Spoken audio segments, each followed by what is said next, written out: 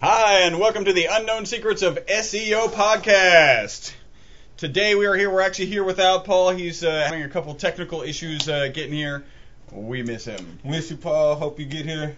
Call you later. And we actually know he's actually tuning in. So, Paul, how's it going? Nice to see you. Probably laughing right now. I hope you're having a good chuckle. Yes, it is the Halloween edition of the Unknown Secrets of SEO podcast, and we are here in some costumes. So you need to check out the video if you're not watching this live right now. As always, we want to talk a little bit about what we said last time. Last time we were talking about CMS. We were talking content management systems. Yep. And the tip that I decided to write down for that was take your time, do your research, get the right CMS for you and your business. Yes, that's important. Because there are a lot of CMSs out there. In fact, we even came across one today. I think you, not today, but this week that you've seen called Peach. Was it Peach? Peachy or something like that. Yeah, Little Peach, go type like Peach. More of a plug-in, not an actual CMS. Perch is what it was. Yeah, well, I think what we saw. There's a short little video on their front page. You just Google Perch CMS, and you'll have the information that you need about it. And there's a little video on the front page, so it's pretty easy. There may be some applications for some of our clients, and we probably won't be jumping into it in any big way. But nope. There are, nope, not right now. There are a lot of CMSs out there, so take your time, research Joomla. In fact, we're going to continue our discussion about CMS after we talk about the news. And I'm a little excited, and I'm a little sad today. Okay. I'm excited because we have a listener in Johannesburg, South Africa. Johannesburg. Is that awesome? That's extra awesome. That goes right there. So apparently it's a stone's throw from Botswana. We have a listener in Gaborone, and not really? too far from there is Johannesburg. And I noticed him. I don't know. I was just looking at our stats, and he had downloaded 2 of our podcasts the other day. When I looked at it, it was 74. So he went back apparently and assuming it's one person, and not 74. I wonder what the temperature is in Johannesburg right now. Yeah, I don't know. Let's see. Should be, we'll say mild.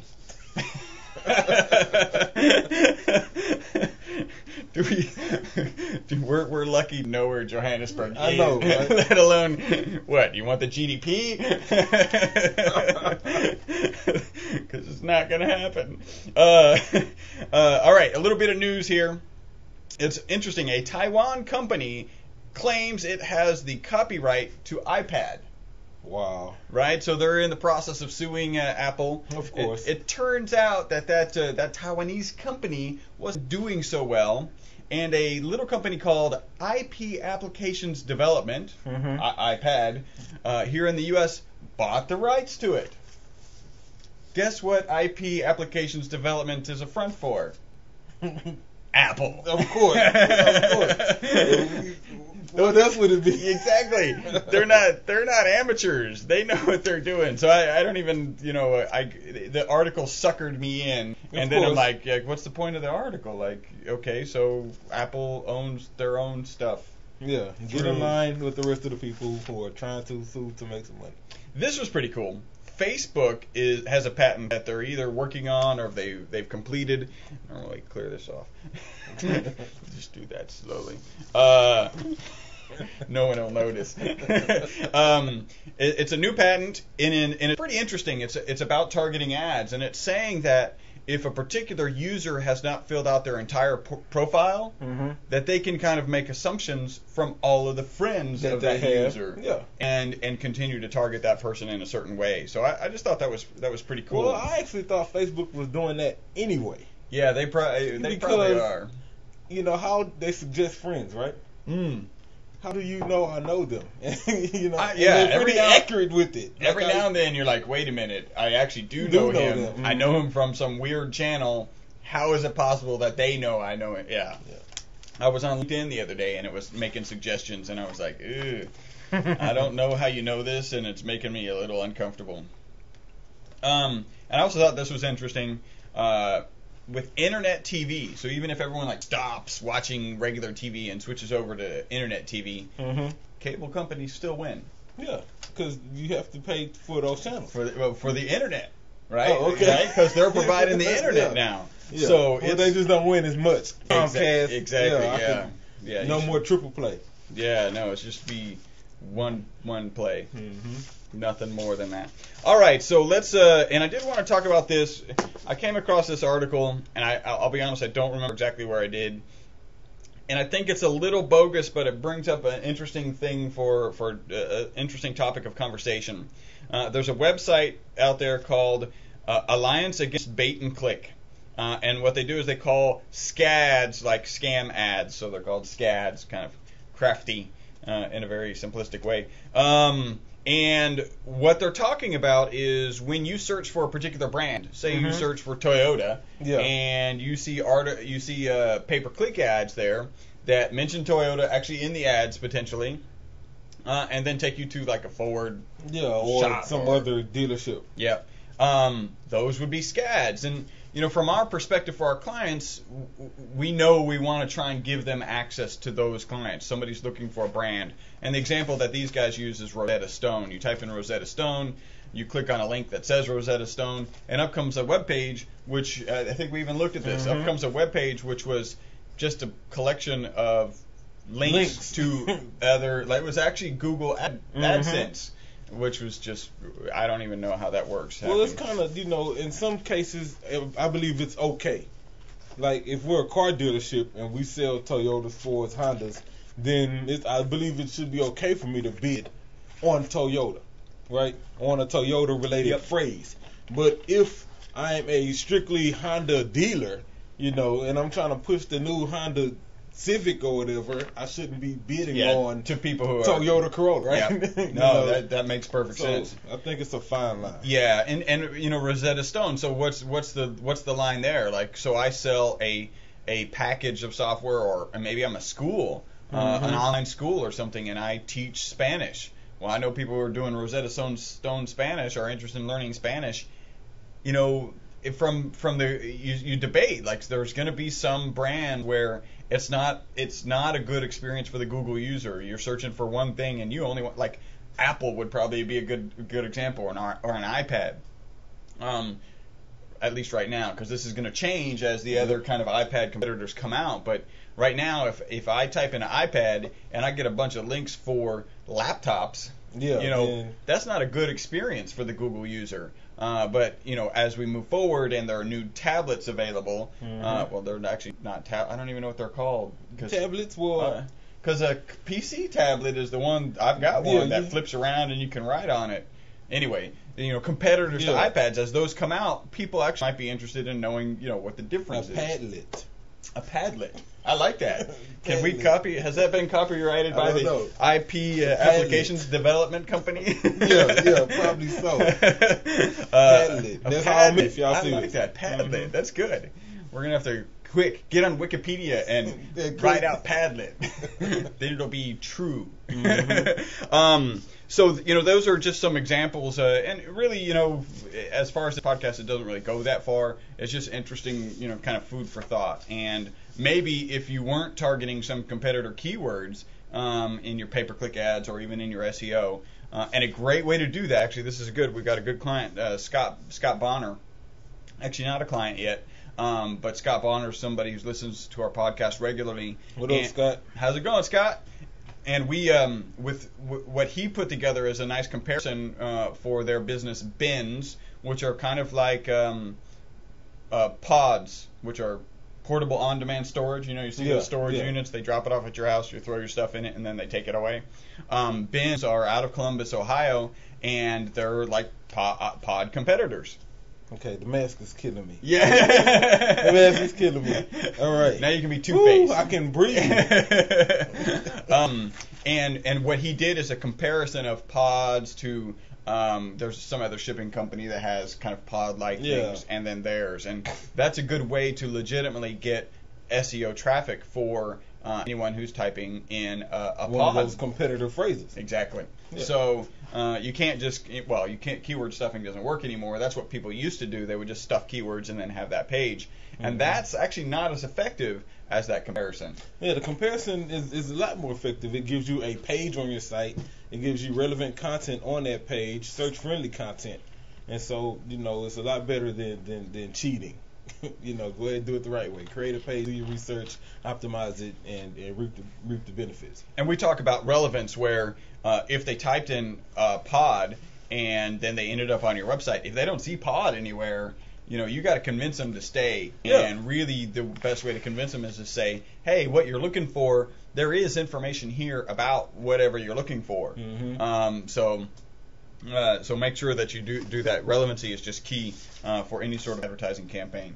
So we're actually now about to get into a little bit more. We talked last time about CMS. We talked about some critical CMS features. So go back and listen to that podcast. CMS, again, for those of you who don't know, is a content management system.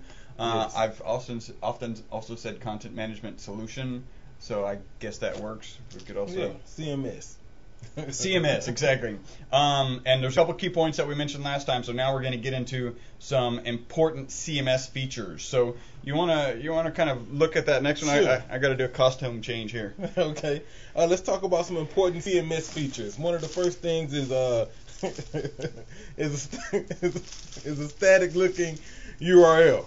Okay, and what that means is we're looking for a URL that's keyword rich, that's not filled with database strings, right? So, for example, if we are at ewebstyle.com/red and blue and purple hair.com, then we want our URL to be /red, blue, and purple hair, not ? Space blah blah blah .asp or PHP or whatever it is. And those URL strings are keyword rich. Google can index them better, and if that's what our page is about, then it's easier for Google to rank that page when somebody searches for it. Excellent. I was so busy putting on my costume and trying to figure out how stoners actually see, because I can't see. All I've got is blue flashes in front of my eyes. And by the way, for those of you who don't bother to go check out our video, first, shame on you. Go check out our videos. You can find us. You can find that video. We broadcast live at 9:15ish Central Standard Time on Friday mornings. And you can find us just by going to e-webstyle.com/Ustream. Yes. We are going to get it on our website eventually, but for now, just go there. That'll forward you to our Ustream site.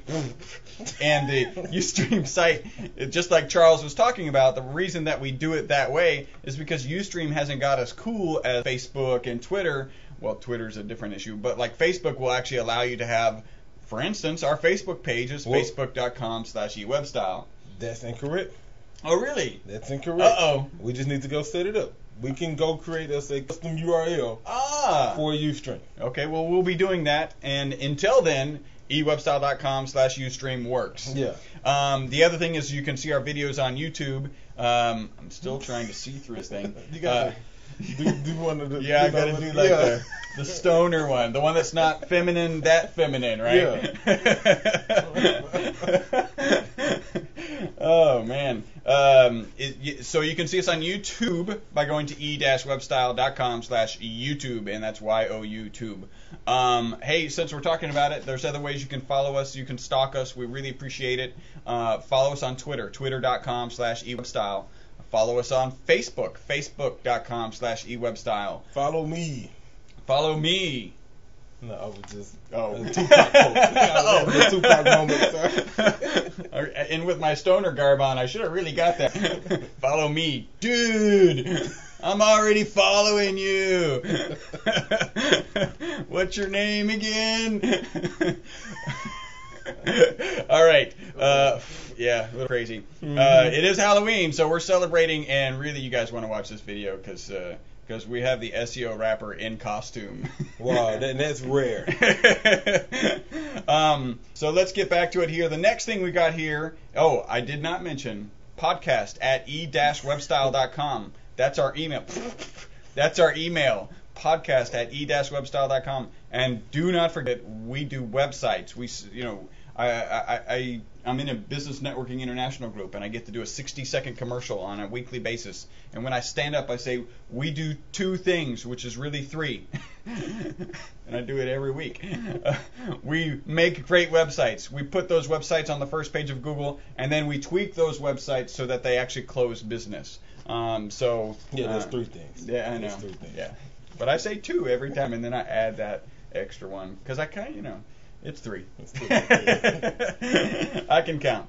All right, keywords in URLs. So that's where, we've got static looking URLs, which Charles just covered. Keywords in the URL. So this is, we've actually gone back and forth. In fact, in our last podcast, I was trying to set that up for one of our clients, and there was an interesting story about how I found the solution. Yeah. So go back and listen to that podcast. It's kind of funny. And in fact, immediately after that podcast, Darren Bowie hit us up on Facebook with a message saying, hey, I'm having this WordPress problem. I can't get permalinks to work. And I'm like, well, you just listened to the podcast. Maybe you weren't paying attention. Go listen to the podcast, and also here's the link with the solution. Now, WordPress is usually pretty good at the permalinks. Yep. Modex is great at it. So they call, different CMSs, since we're talking about content management systems, they call them different things. If you're using Joomla, it'll be called an SEF, search engine friendly, right? Modex just spells it out for you, search engine friendly URLs, and Wordex, they're permalinks, all the same thing. They accomplish the same goal, and that's basically translating that string into text that can be indexed, and if you're smart enough, you'll make it keyword rich. And if you listen to the Unknown Secrets of SEO podcast, you are smart enough, and you will make it keyword rich. Exactly. So we can at least say that Joomla, WordPress, and Modex do that. There are other podcasts. I mean, there's other CMSs out there like Drupal is one. Drupal. I don't know if you've ever messed with Drupal. Not so much. I ain't like it. Oh yeah, no. I like your honesty. You're just like, I didn't do it. It's okay. It's not for me.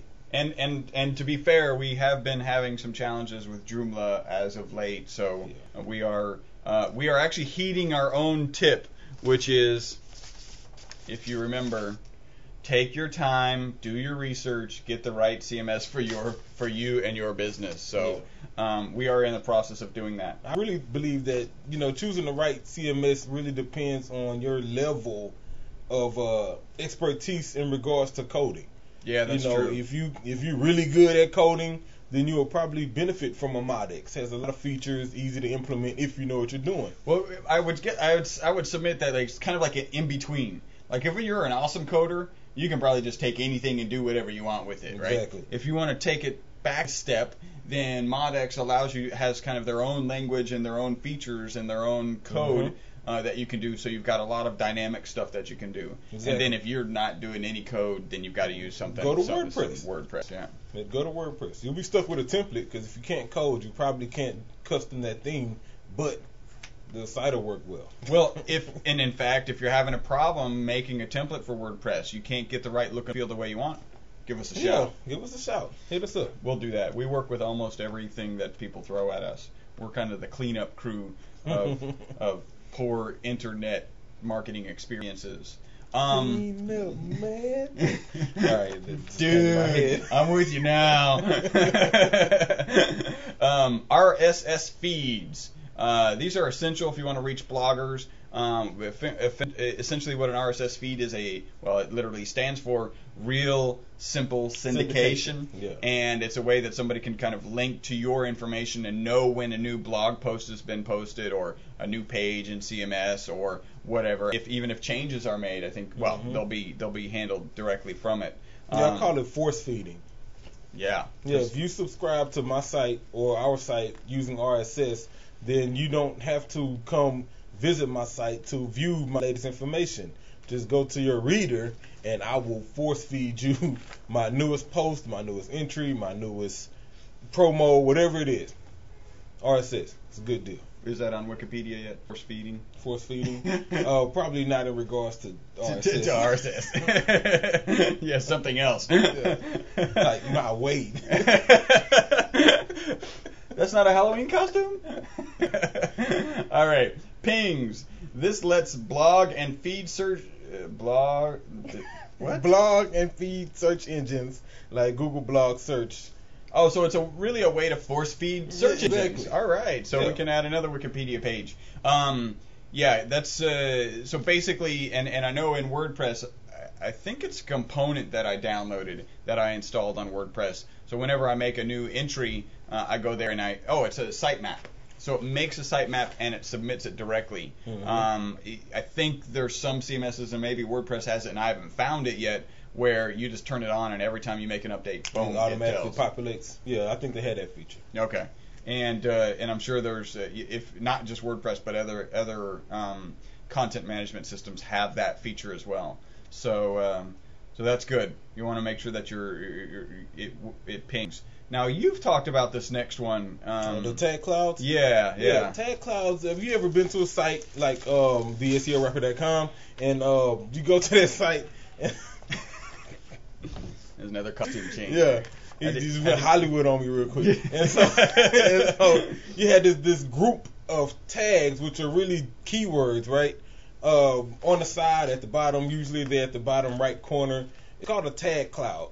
And basically what it is every time you tag a post or an entry on your blog, for example, you tag it with a number of phrases. Like this post will be tagged probably Halloween, red and blue hair, mask that got in the way, right? And then when you visit it later, the most popular tags on that site show up, and their links. And if you click on any one of those tags, that's a link. It'll take you to all of the posts on that site that are relative to that tag. Oh, wow. Great addition to any blogs. Yeah, it's a really cool thing too, because it's just this kind of jumble of words, and then some are bigger and bigger ones usually are the most prevalent on the site. The smaller ones are barely mentioned. Yep, that's cool. And we talked about that. The guy who came up with that concept is actually WordPress offers that right now. WordPress is winning the CMS checklist. Not just to think about that, because they have an automatic widget for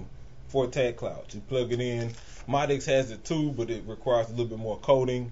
And I haven't even tried it in Joomla. Yeah, maybe that's the one thing that'll be really easy.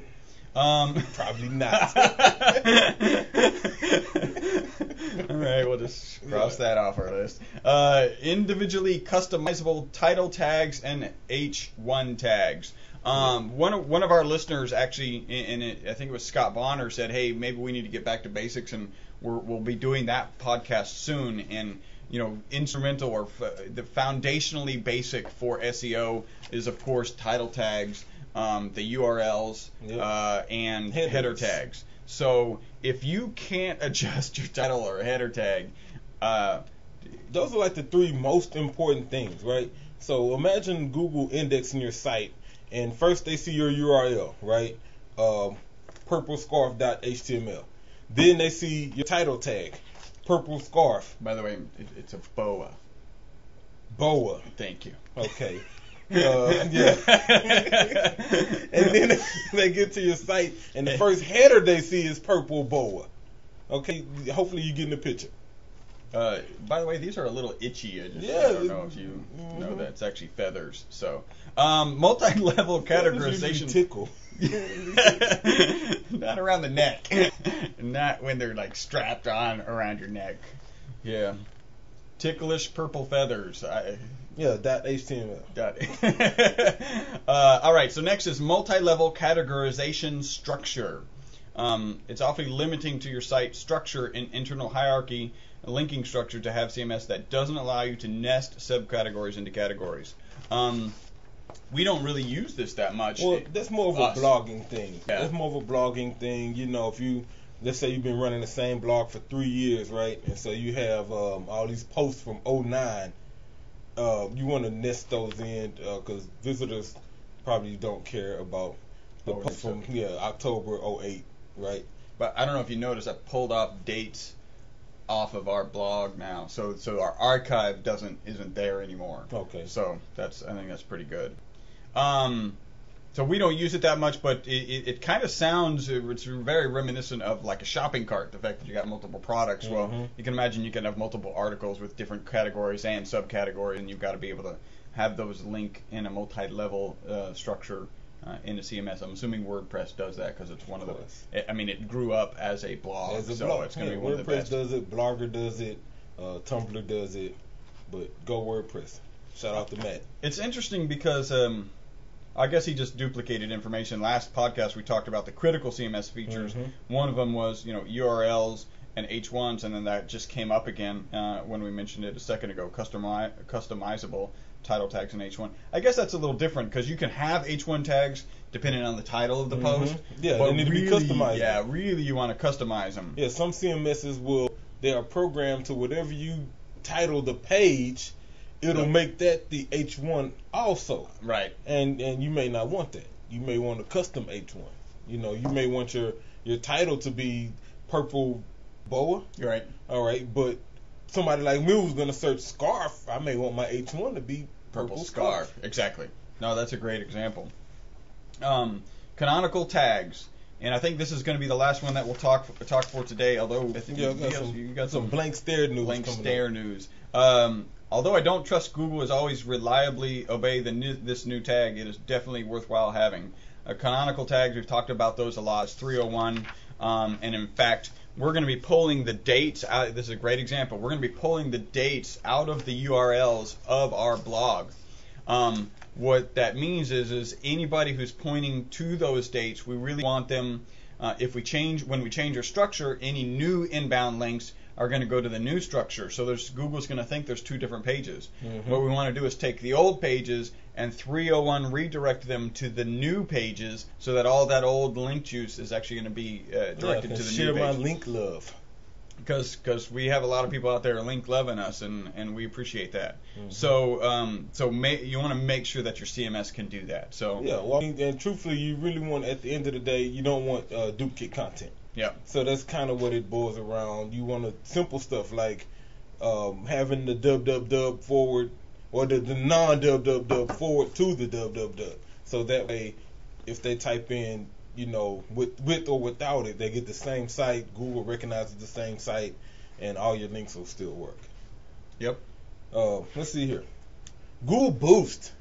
Learned about that this week. New product. They actually baited it here in Houston. We're on. Frisco. Yeah. Of course we tried it. Boom. Let's try that out. Houston, Frisco, and I think it was somewhere else like St. Louis or somewhere like that. But it's pretty cool. Basically, what it does is it allows you to use AdWords, right, on local search in Google Places.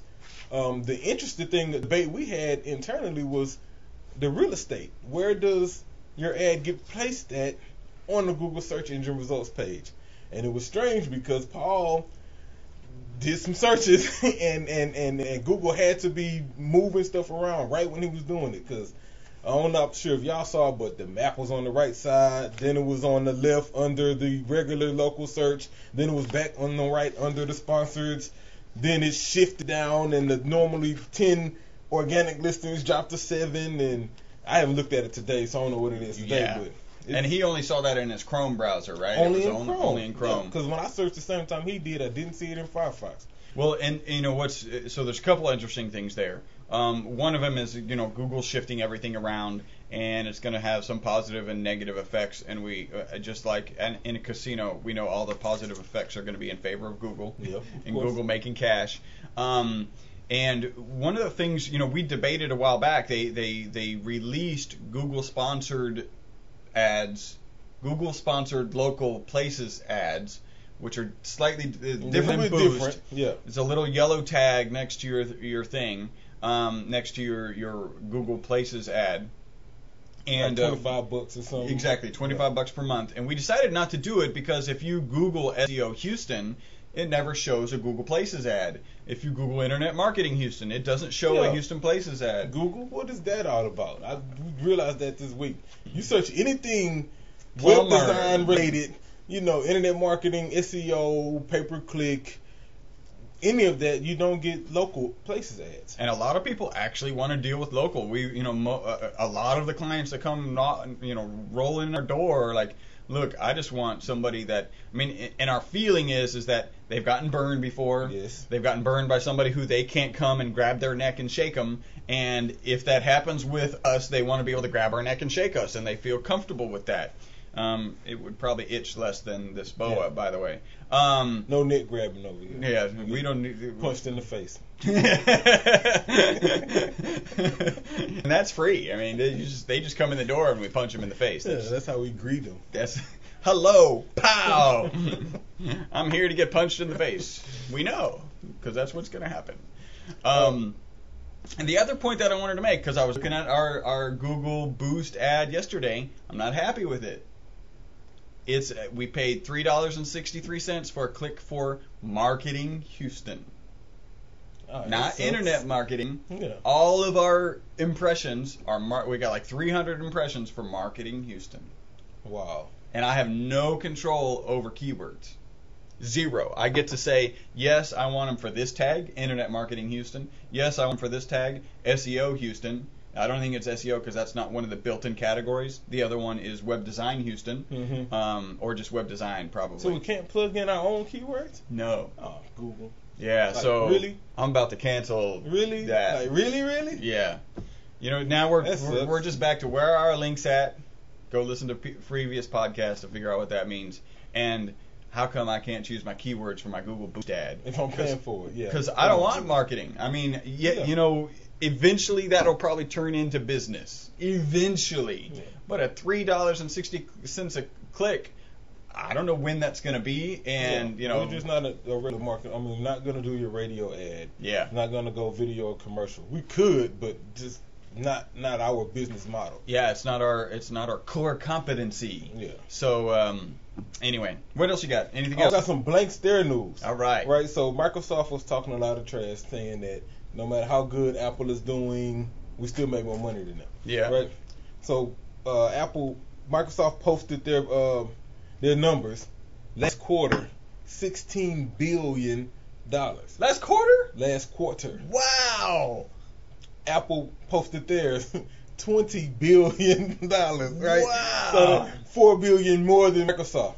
So today's blank. I gotta give them the blank stare. Yeah, Microsoft. That maybe would have been better with the stoner wig on. The blank stare. Oh, that's good. Yeah. Okay. And lastly, remember we was having Ustream problems last week? Ustream laid off 9 employees.